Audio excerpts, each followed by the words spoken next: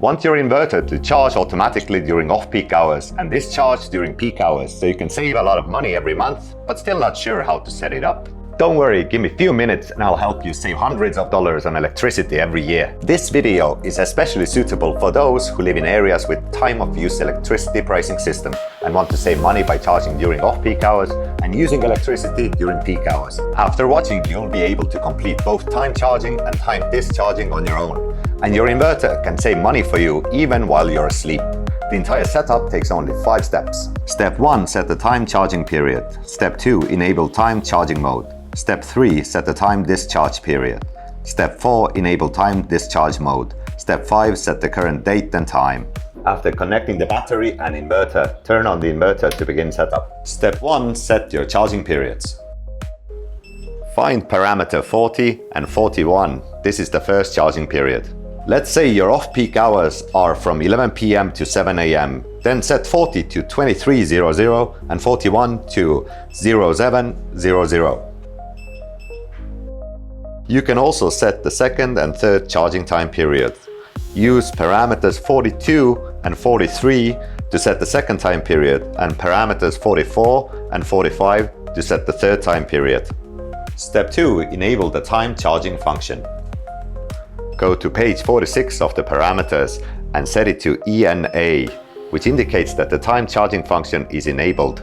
After enabling the time charging function, the output priority mode item 01 will switch to BT first. This means that the battery will be powered first and the AC charging will only be switched during the time period you set or after the battery is over discharged. Step 3. Set your discharge period.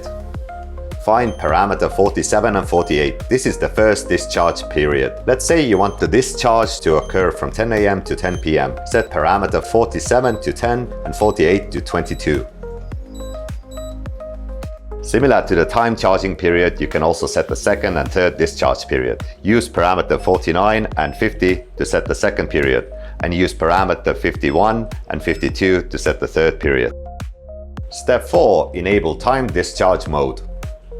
Find parameter 53 and set 53 to ENA. After the time discharge function is enabled, the power supply mode will switch to AC first.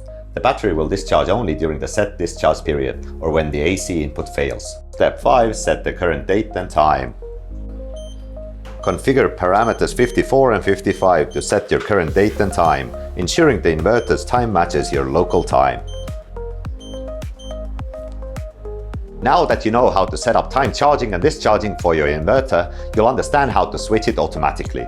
Previously, you might have had to constantly monitor electricity prices and remember when to switch.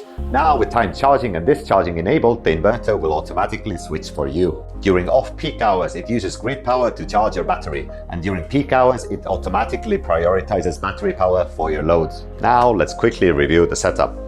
First, enter your charging periods in parameters 40 to 45. Second, set parameter 46 to ENA. Third, enter your discharge periods in parameters 47 to 52.